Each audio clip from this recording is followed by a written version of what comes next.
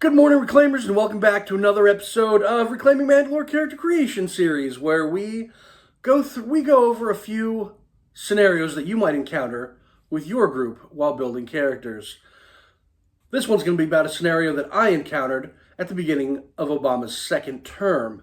He called me up. He says, "Ian, it sure looks like my home game's about to be going another 4 years, but Michelle's having a problem. You know she always takes power as a dump stat. She refuses to give in to the notion that power comes from physical strength. And I support her in this." And I said to Obama, "I get you.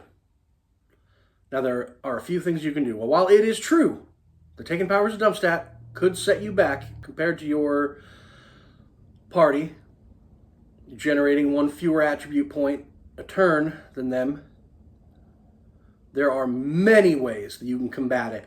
And if you stick with it, there's a longer term plan that can actually make it super powerful." So I says, "Obama, what I want you to talk to Michelle about, see if she's interested in pursuing the career of a ranger. There's this ranger only ability that says, now it's a calling. So you've got to be all the way up to the rank of called before you can take this skill.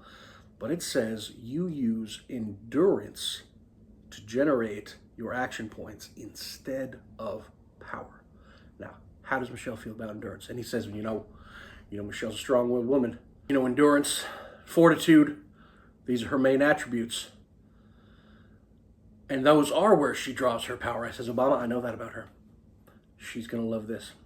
Now, what you're going to want to do, using power as a dump stat, I recommend you use, you take attunement as a dump stat also. Strike those two off. So all 11 of your points can go right into something else.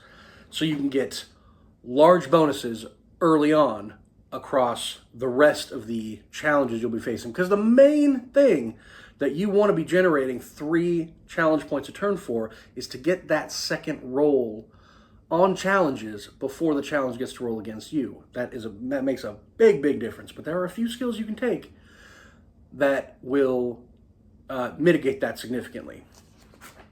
So here we go.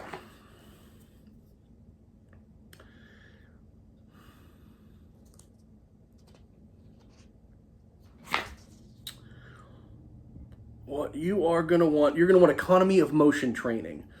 You may save 1 unspent action point each turn for use on the next, which means she's going to be getting 1 point, then 3 points, then 1 point, then 3 points, then 1 point, then 3 points. Or she's going to be using 1 point, then 3 points, then 1 point, then 3 points. And that'll average out so that her turns are pretty similar to everyone else's turns who are getting 3. The next thing I want her to do is I want her to take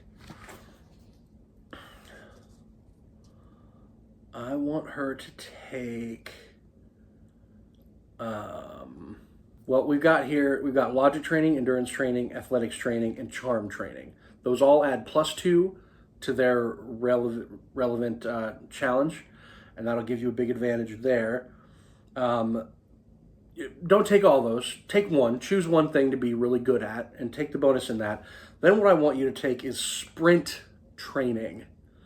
That makes movement actions only cost 1 point each. That means, at the very least, she'll be able to keep up with everybody, and she'll be able to take that second critical movement action whenever she needs to.